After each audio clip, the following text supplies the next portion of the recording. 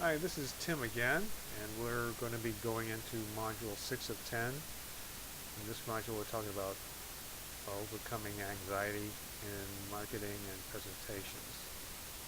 This particular video, we will focus on social anxiety, and by social anxiety, certain things, symptoms that you might consider would be blushing, profuse sweating, trembling, nausea, other abdominal distress, rapid heartbeat, shortness of breath, dizziness or lightheadedness, headaches, feelings of detachment and loss of self-control, those types of things.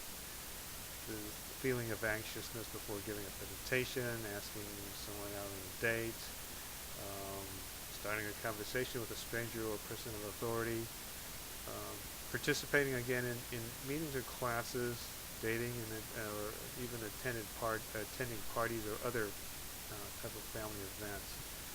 Now, social anxiety also can go a little bit more into disorders such as intense fear of being scrutinized or negatively evaluated by others in social and performance situations. Some people literally feel sick in seemingly non-threatening situations, and some people also may feel an intense fear of just talking to a salesperson, giving a speech, or they just may be uncomfortable in similar things. So those should be part and parcel of what a lot of people do experience.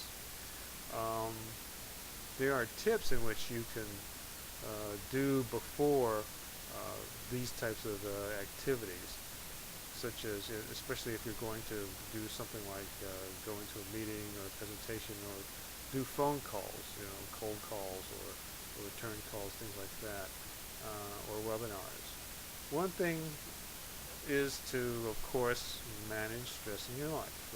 Keep an eye on pressures, deadlines, commit to taking some time away from work or whatever you're studying, that type of thing.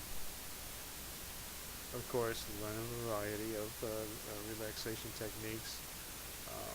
And these are, again, before you go into a situation where it might be somewhat stressful.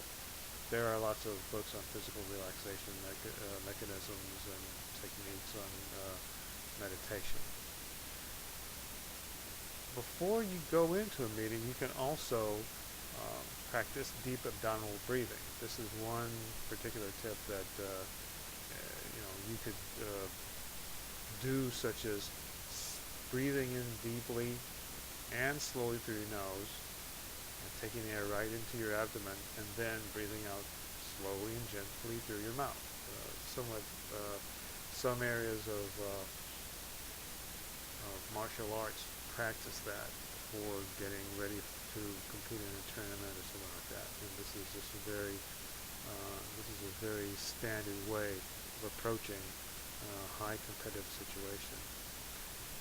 Another tip before you go into a meeting is to replace any negative talk with coping self-talk.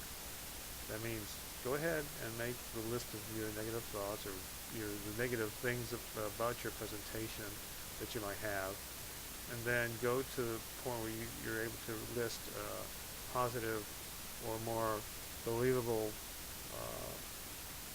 qualities of what you're trying to present, and just go ahead and replace the negatives with the positive, and that will allow you to sort of structure your strategy before you go into the meeting. Another tip would be go ahead and picture yourself successfully facing and conquering a specific fear as part of the phone call or webinar that you might be taking place of. It wouldn't hurt also, in a sense, to talk with a person who's supportive in that regard as a lead up to a meeting as such. Go ahead and if you have the time, try a little meditation before the meeting. Just a small, where you can do your deep breaths and then just get relaxed and then go into the meeting that way. Now, some people may prefer to take a long warm bath because that is very, not before the meeting, of course, but as a general rule before something stressful. The other part of that is to find perhaps a restful place like a dark room or someplace you can get away where it's quiet and then get ready to go into the meeting. So before you go into these things like a presentation or a webinar, phone calls are especially, even though you're not face to face with people, you can still experience the same anxiety in outbound calls, return calls, or if you have a scheduled sales call.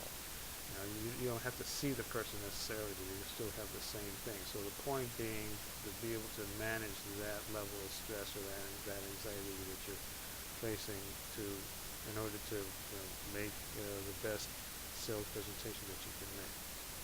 Now, in some cases, you may have to go to the point where if some of these tips do not work or do not help you, you might consider medical professional counseling help. You could provide the right treatment or medications for more advanced anxiety issues. So otherwise, that's it for social anxiety and how it should be addressed in the workplace or your presentations or marketing. Thank you. Tim signing off.